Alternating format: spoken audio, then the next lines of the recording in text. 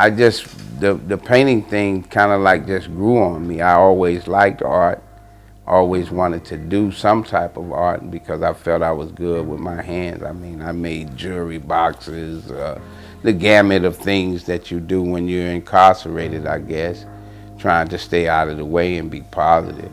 I found that for me, not wanting to get caught up in the gang situation, prison gangs and everything, I needed to find something to do to channel my energies, and I always liked art. A lot of people don't realize the release and the value of being able to escape into that, because it's to a certain degree a form of escapism.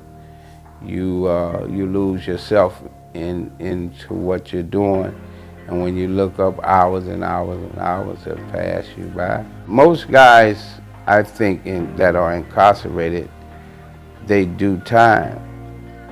They do the time. They don't use their time wisely, and so they end up not educating themselves or anything. I guess once I started painting and reading, it took me to another place where I could escape for 7, 8 hours a day, 12 hours a day. It was like I wasn't there. I was homeless. I didn't have any family here that I knew of. I didn't have anywhere really to go. I was paroled to the halfway house, and I was miserable every day that I was there. I mean, because it was like, you gotta sign in for this, you can't go there, you gotta be in the house at 8 o'clock, you gotta do this, you gotta report every time you catch the bus and go there. So I mean, it was like being in prison all over again. One thing, I made a vow to myself when I left prison. I made a vow that I would never allow anybody to put me in a cage ever again, and that I would rather be gunned down in the streets like a dog than to be placed back in a cage in a prison cell.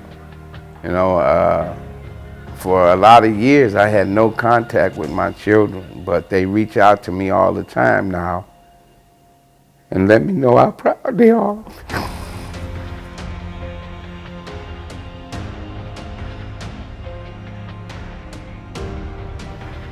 Maybe it'll help somebody else. I used to tell the guys in prison, one day you guys gonna look up and see me on TV, and y'all gonna think back to all them crazy paintings that y'all thought I was doing, and they gonna make a difference. I feel like it's gonna be awesome, and I really look forward to it, because that may be the springboard that I need to really, really get my work out there.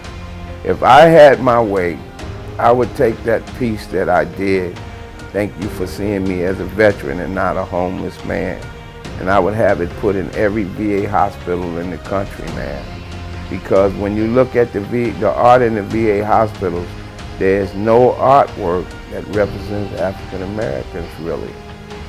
And it would be an honor and a blessing if I could do that. I get different emotions. Sometimes I'm painting and all of a sudden I'll just break out crying, you know. Other times I'll break out, I'll be laughing or just enjoying myself, or I'll put on some music and really listen to the music. And I honestly feel that it's not a matter of if I'm going to be successful and make it in the art world, it's just a matter of when. Eventually somebody will see my work or see me and recognize the full potential of how far I could really take this. I think it's an honor and a blessing, man, and I hope that I do the hospital proud, and everybody that encounters me or my story, hopefully they get something from it that might help them.